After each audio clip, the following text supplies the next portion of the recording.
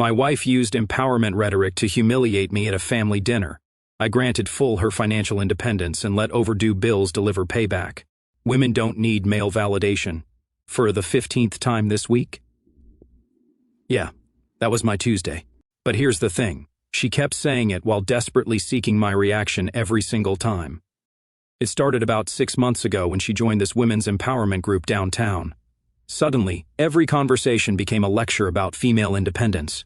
I would come home from work, ask about her day, and she'd respond with some variation of how she didn't need my approval for anything anymore. I'm thinking of repainting the living room, I mentioned one evening, looking at the faded walls we had both complained about for months. Women don't need male validation for decorating choices, she shot back, not even looking up from her phone. I already ordered the paint bright purple for our living room, without asking. But that was just the beginning.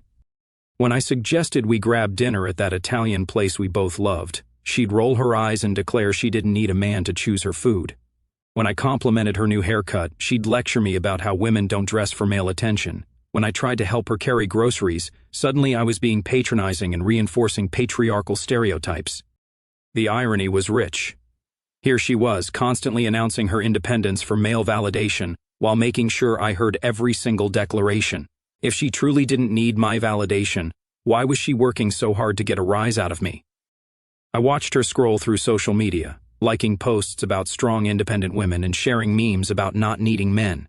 Yet every few minutes she'd glance up to see if I was paying attention to her latest feminist revelation. You know what I realized today? She announced during dinner, setting down her fork dramatically. Marriage is just a patriarchal institution designed to control women. We're basically living in an outdated system. I kept eating my pasta, waiting for the punchline that never came. She was serious. I've been reading about how women throughout history were forced into these roles, she continued, gesturing wildly. And now I understand that I don't need male validation to feel complete as a person. That's interesting, I replied, taking another bite. Pass the salt. She stared at me like I'd just asked her to explain quantum physics. This wasn't the reaction she wanted. She wanted me to argue, to defend marriage, to prove her point about controlling men. Instead, I just wanted the salt. Over the next few weeks, the declarations became more frequent, more pointed. She'd announce her independence while doing things she'd always done, like choosing her own clothes or deciding what to watch on TV. Suddenly, these normal adult behaviors became revolutionary acts of feminism. I'm going out with the girls tonight, she'd declare, and I don't need permission from any man. I never asked where she was going or when she'd be back. I'd just nod and continue whatever I was doing. But somehow my lack of interrogation became another problem. You don't even care that I'm asserting my independence, she complained one morning over coffee. Should the first? I asked, genuinely curious. That simple question launched a 20-minute speech about supportive partnerships and emotional intelligence. Apparently, I was supposed to celebrate her independence, while also being concerned about it. The mental gymnastics were impressive. The real kicker came when she started making financial decisions without discussion. Our joint savings account became her personal empowerment fund. She bought a new laptop, enrolled in expensive online courses, and treated herself to a spa weekend, all while reminding me that strong women make their own financial choices. When our credit card bill arrived and I raised an eyebrow at the charges, she went nuclear. This is exactly what I'm talking about, she snapped, waving the statement in the air. You think you can control my spending because you're a man? Well, newsflash, women don't need male validation for their financial decisions. I looked at the numbers, $3,000 in 1 month on things we'd never discussed. You're right, I said calmly. Strong, independent women definitely make their own financial decisions. They also pay their own bills. The color drained from her face. For a moment, the feminist warrior facade cracked, and I saw something else underneath, panic.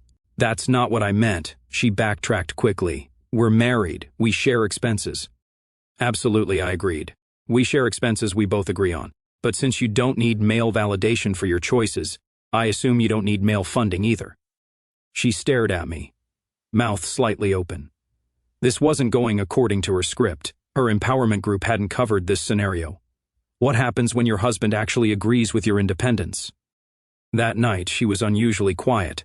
No declarations about female empowerment. No lectures about patriarchal systems, just silence and the occasional glance in my direction, like she was trying to figure out what had changed.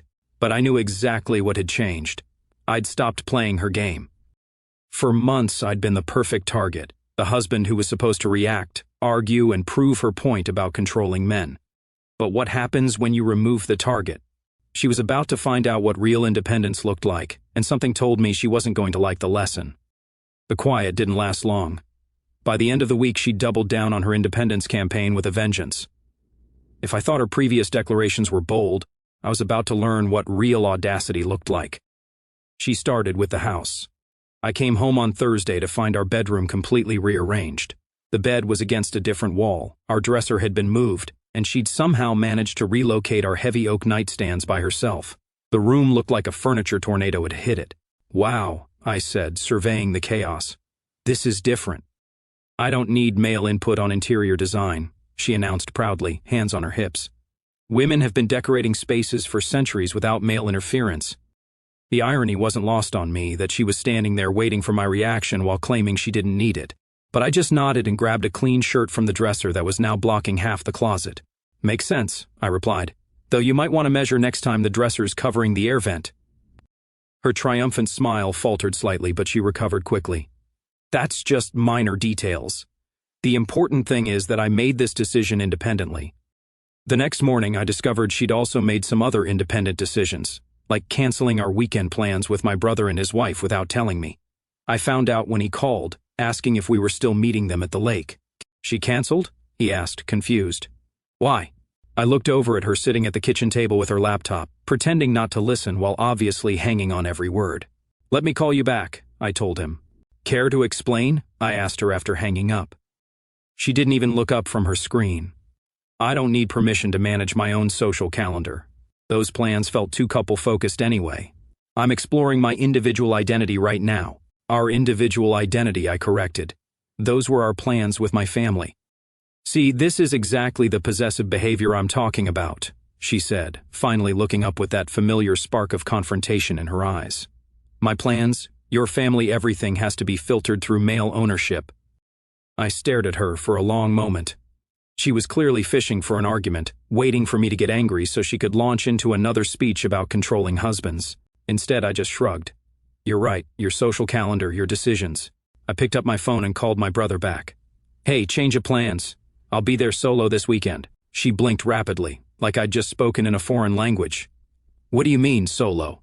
"Well, you canceled our plans to explore your individual identity," I explained patiently. "So I'm exploring mine individually." The laptop screen suddenly became very interesting to her again, but I could see her jaw tightening. This wasn't the script she'd prepared for. But she wasn't done testing boundaries. Monday brought a new surprise. She'd signed us up for a couples therapy session without asking. "It's this Thursday at 7 o'clock, she announced casually while I was making coffee. "Dr. Martinez specializes in helping couples navigate modern relationship dynamics." I paused, coffee pot in hand.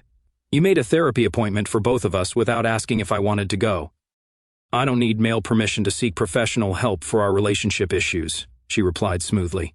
"This is about improving our communication." "What relationship issues?" I asked. She launched into a prepared speech about emotional availability, patriarchal conditioning, and the need for men to unlearn toxic behaviors. Apparently, our relationship had more problems than I'd realized, all of them stemming from my inability to properly support her journey of self-discovery. "And the fact that you're questioning my decision to seek help just proves we need it," she concluded triumphantly. I nodded thoughtfully. "You know what? You're absolutely right. You don't need permission to seek help, just like I don't need permission to decline it." Her confident expression cracked slightly. "You can't just refuse to work on our marriage." "I'm not refusing to work on our marriage," I clarified. "I'm refusing to attend therapy sessions I didn't agree to. There's a difference." She stared at me like I'd just announced I was joining the circus. In her world, husbands were supposed to either control their wives or be controlled by them. The idea that I might simply not participate didn't compute. "Fine," she said stiffly. "I'll go alone. Dr. Martinez can help me process having an uncooperative partner." "Sounds perfect," I agreed. "Very independent of you." That evening she escalated again. I found her in the garage loading boxes into her car. "What's all this?" I asked. "I'm donating some things," she replied without looking at me. "Decluttering my space." I looked closer at the boxes. They contained books, decorations, and small appliances we'd bought together over the years, things with actual value and meaning. "That's the coffee maker we got for our anniversary," I pointed out. "I don't need sentimental attachment to material objects chosen by patriarchal gift to giving traditions," she recited, like she'd practiced the line. I watched her load the last box. "You're donating a $300 coffee maker because it represents patriarchal gift-giving." "I'm simplifying my life and removing male-influence possessions," she corrected. "Interesting philosophy," I mused. "Does that include your wedding ring? Because technically that was chosen by a man too." She froze, her hand unconsciously moving to cover the ring. That's different." "How so?" For the first time in weeks, she didn't have a prepared answer. She stood there opening and closing her mouth like a fish out of water. "It just is," she finally managed weakly. I helped her load the last box just to see her confused reaction to my cooperation. "Need help carrying anything else to the car? I'd hate for you to strain yourself asserting your independence." She shot me a look that could have melted steel, but she was trapped by her own logic. If she accepted help, she was being dependent. If she refused, she was admitting the tasks were too much for her. "I can handle it myself," she said through gritted teeth, struggling with a box that was clearly too heavy. "Of course you can," I agreed pleasantly. "Independent women are remarkably capable." As I watched her wrestle with boxes and furniture, desperately trying to prove points that nobody was arguing against, I realized something important. She wasn't seeking independence, she was seeking attention. Every declaration, every dramatic gesture, every bold decision was designed to provoke a reaction from me. But what happens when you stop giving someone the reaction they're fishing for? What happens when you actually give them exactly what they claim to want? He was about to find out. And judging by the increasingly frantic energy behind her independence demonstrations, part of her was already starting to suspect she might not like the answer. The breaking point came on a Saturday morning when I woke up to find movers in my driveway.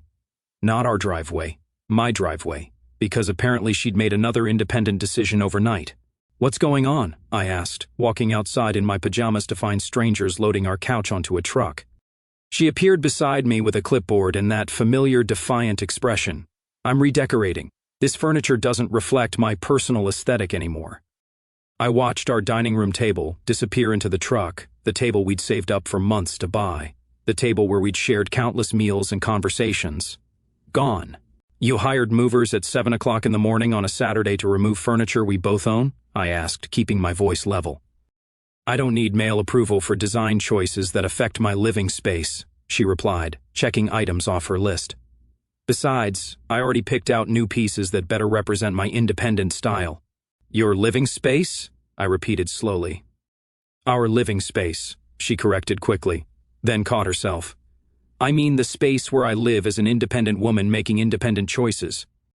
I nodded toward the truck, where our entertainment center was being carried out by two burly guys who looked like they'd rather be anywhere else. "And these independent choices cost how much exactly?" She shifted uncomfortably. "That's not the point. The point is that I'm finally expressing my authentic self without male interference." "Authentic self," I mused. "Got it. And this authentic self cleared out our savings account to express itself, I'm guessing." Her clipboard suddenly became fascinating. "Strong women invest in their environment. It's about creating a space that reflects personal empowerment." I pulled out my phone and checked our bank balance.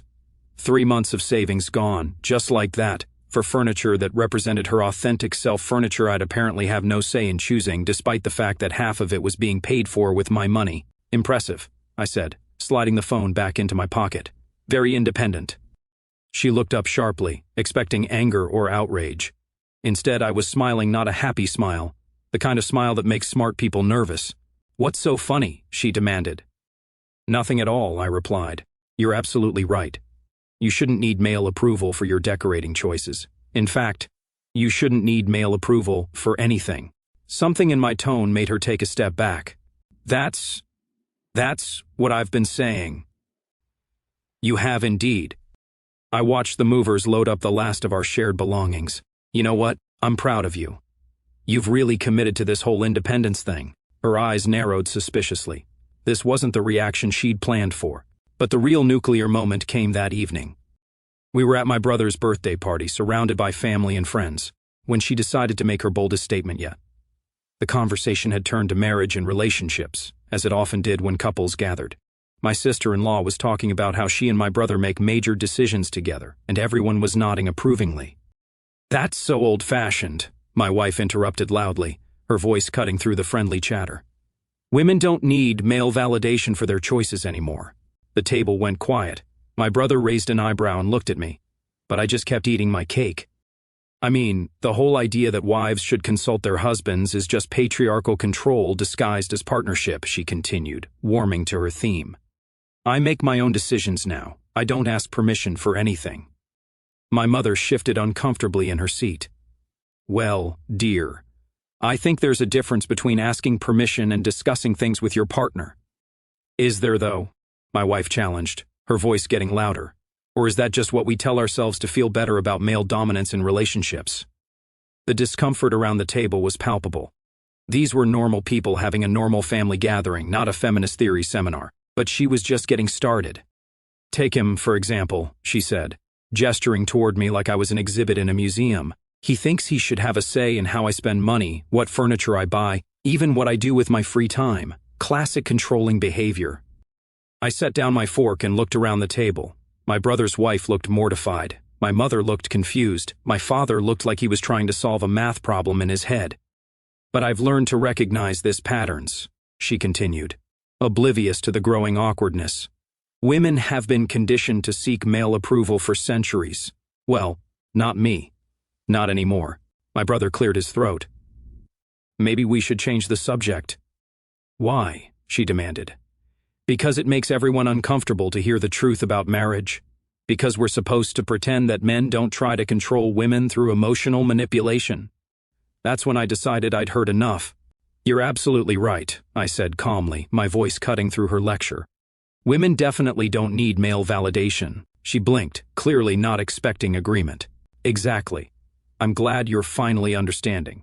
Which is why," I continued, "I've decided to help you achieve complete independence. Starting tonight." The entire table was watching now, sensing that something significant was happening but not sure what. "What do you mean?" she asked, her confidence wavering slightly. I pulled out my phone and showed her the screen. "I mean, I've removed you from all our joint accounts. You wanted financial independence. Congratulations, you're completely financially independent now." Her face went white. "You can't just—" "Can't what?" I asked pleasantly. "Make unilateral financial decisions? Funny, because that's exactly what you did this morning when you spent our savings without asking." The silence around the table was deafening. My wife's mouth opened and closed like a fish out of water. "But that's different," she protested weakly. "How is it different?" I asked, genuinely curious. "You said women don't need male validation for financial decisions. You said asking partners for input is patriarchal control. So I'm giving you exactly what you wanted, complete financial autonomy." She looked around the table desperately, seeking support, but found only uncomfortable faces staring back at her. These were people who had watched her spend months lecturing about independence while clearly expecting me to continue providing a safety net. "I didn't mean..." "Didn't mean what?" I pressed. "Didn't mean you wanted actual independence, just the performance of independence while keeping all the benefits of partnership?" The truth hung in the air like smoke. Everyone could see it now. She'd been playing a game, pushing boundaries to see how far she could go while expecting me to always be there to catch her when she fell. "You're being cruel," she whispered. "I'm being consistent," I corrected. "You spent 6 months telling everyone how you don't need male validation or support. Tonight you publicly humiliated me by calling me controlling in front of my own family, so now you get to prove how independent you really are." My brother's wife broke the silence. "Maybe you two should discuss this privately." "There's nothing to discuss," I said, standing up from the table. She made her position very clear. She doesn't need male validation, male input, or male support. I'm simply respecting her stated preferences. I turned to my wife, who was sitting there looking smaller than I'd seen her in months. "The good news is you finally got everything you said you wanted, complete independence. No male interference, no patriarchal control, just you making your own decisions and living with the consequences." I picked up my jacket and headed for the door. "Happy birthday, brother. Thanks for dinner." As I walked out, I could hear the stunned silence behind me. For months she'd been building toward this moment, publicly declaring her independence while privately expecting me to continue playing the role of supportive husband. But public humiliation requires public consequences. She'd wanted to prove she didn't need me. Tonight she'd gotten her chance, and judging by the panicked look in her eyes as I left, she was finally starting to understand what independence actually meant. The ride home from my brother's birthday party was silent. She sat in the passenger seat staring out the window, probably replaying the evening's events and realizing how badly her public performance had backfired. "We need to talk," she said as we pulled into our driveway. "Do we?" I asked, turning off the engine. "I thought independent women handled their problems alone." She flinched but pressed on. "You embarrassed me tonight." "I embarrassed you?" I laughed, genuinely amazed by her perspective. "You stood up at my family's dinner table and called me controlling in front of everyone, but somehow I'm the one who embarrassed you." "That's different. I was making a point about what? About how much you don't need me?" Message received loud and clear. Over the next few days, the reality of her new independence began to sink in. She'd always handled her own checking account, but our major expenses, mortgage, utilities, insurance, had been managed jointly. Now she was getting a crash course in what financial independence actually looked like. Tuesday morning brought the first reality check. Our mortgage payment bounced because she didn't have enough in her personal account to cover her half. She spent an hour on the phone with the bank trying to explain the situation while I listened from the kitchen. "Can't you just put it back the way it was?" she asked me after hanging up. "The accounts, the automatic payments, everything." "Why would I do that?" I replied, not looking up from my newspaper. "You've spent months telling me that joint financial decisions are patriarchal control. This is your chance to prove how capable you are of managing money independently." She stood there for a moment, clearly frustrated. "I was making a philosophical point. I didn't mean we should actually separate everything." "What's the difference between a philosophical point and reality?" I asked. "Either you believe women don't need male financial input, or you don't. You can't have it both ways." The next few days brought a parade of similar realizations. She discovered that managing a household budget alone was more complicated than just buying whatever she wanted. She learned that insurance companies don't care about your feminist awakening when your payment is late. She found out that independent women still have to deal with practical details like utility bills and property taxes. Friday afternoon, she attempted a different approach. She started being nice, suspiciously nice. "I made your favorite dinner," she announced as I walked in from work. I looked at the elaborate spread on our dining room table, or rather, on the card table she'd been using since giving away our actual dining furniture. "That's thoughtful," I said. "What's the occasion? Can't a wife just do something nice for her husband?" "She can," I agreed. "But usually wives who spend months declaring their independence don't suddenly start cooking elaborate meals without an agenda." Her smile faltered slightly. "I just thought it would be nice to have a pleasant dinner together."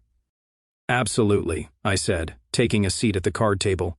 "This is very independent of you cooking, serving, the whole domestic thing. Very empowering." She served the meal in silence, clearly hoping the gesture would soften my stance. It was good food. She'd always been an excellent cook when she wanted to be. But good food doesn't erase months of public humiliation and financial recklessness. "I've been thinking about what you said," she ventured halfway through dinner. "Which part?" "About independence being a two-way street." I waited for her to continue. "Maybe I was too hasty about some things," she said carefully. "Maybe there's a difference between independence and isolation." "Interesting observation," I replied. "What brought this on?" She set down her fork and looked at me directly. "I can't afford the mortgage payment." There it was, the real reason for the nice dinner and sudden change in attitude. "That's unfortunate," I said sympathetically. "Have you considered getting a roommate? Independent women often share living expenses." "A roommate?" She looked genuinely shocked. "This is our house." "It's our house that you can't afford your share of," I corrected. "Since you wanted financial independence, you have a few options. Get a second job, find a roommate, move somewhere more affordable. Or you could put the accounts back the way they were," she suggested hopefully. "Why would I do that? You made it very clear that financial cooperation is patriarchal control. I'm respecting your boundaries." She stared at me across the card table, finally understanding that her months of declarations had created consequences she hadn't anticipated. "I think I made a mistake," she said quietly. "Which mistake?" "Publicly humiliating me, spending our savings without asking, declaring that you don't need male validation while clearly desperate for male attention. All of it, she whispered. I think I was wrong about all of it. I finished my dinner in silence, letting her words hang in the air. She'd gotten exactly what she demanded, complete independence from male input, validation, and support. The fact that she couldn't handle it wasn't my problem to solve. The food was excellent, I said, standing up from the table. Very domestically competent of you. Where are you going? To watch TV in the bedroom. Since you gave away our living room furniture, there's nowhere else comfortable to sit. As I left her sitting alone at the card table, surrounded by the remnants of her peace offering, I realized something important. She'd spent months testing boundaries, pushing limits, and seeing how far she could go before I'd fight back. But I'd never fought back. I'd simply given her exactly what she asked for, and apparently getting what you ask for is sometimes the worst punishment of all. The weekend brought a new level of desperation to her attempts at reconciliation. Saturday morning, I woke up to find her sitting at the kitchen table with a laptop, papers spread everywhere, looking like she hadn't slept. What's all this? I asked, pouring myself coffee. I'm trying to figure out my budget, she said without looking up. See if I can make the numbers work. I glanced at the papers, lists of expenses, failed calculations, crossed out numbers. The reality of independent living was hitting hard. How's it going? Not great, she admitted. I never realized how much everything costs when you're handling it alone. That's what budgets are for, I said helpfully. Very empowering to manage your own finances. She looked up at me with tired eyes. Can we please stop pretending this is working? Stop pretending what's working. This whole separation thing, the independent accounts, the cold treatment, everything. I sat down across from her with my coffee. I'm not pretending anything. You wanted independence from male validation and control. You got it. I was wrong, she said flatly. I was completely, totally wrong about everything. About what, specifically? About thinking independence meant rejecting partnership. About believing that needing support was weakness. About turning our marriage into some kind of political statement. She pushed the laptop away and rubbed her face. I joined that women's group and let them convince me that you were the enemy instead of my partner. And now I realize I traded a good marriage for an ideology that doesn't actually work in the real world. I studied her face. The defiant feminist warrior was gone, replaced by someone who looked genuinely humbled by the consequences of her choices. That retreat you went on, I said. What did they actually tell you there? She laughed bitterly. That's the ironic part. The facilitator spent most of the time talking about healthy interdependence, about how real strength comes from choosing to be vulnerable with someone you trust. And I realized I'd been confusing independence with rebellion. I wasn't trying to be strong. I was trying to prove a point to you, to the group, to myself, but mostly to you. What point? That I didn't need you, she said quietly. But the truth is I do need you. Not because I'm weak, but because I chose you as my partner. And partnership means sharing burdens, not carrying everything alone to prove how capable you are. I sipped my coffee, letting her words settle. So what changed your mind?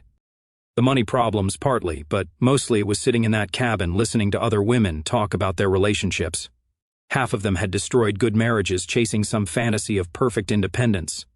The other half were desperately lonely, but too proud to admit they'd made mistakes. She looked directly at me for the first time in weeks. I don't want to be either of those women.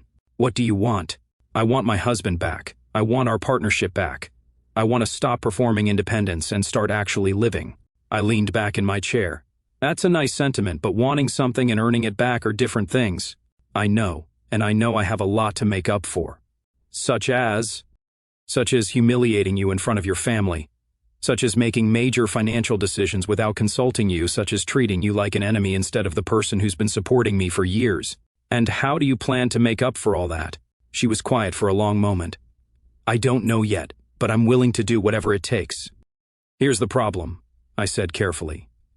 You spent months declaring that you don't need male validation while desperately seeking my reaction to everything you did. You wanted independence without responsibility, empowerment without consequences. I know. And now that the consequences have arrived, you want to go back to the way things were.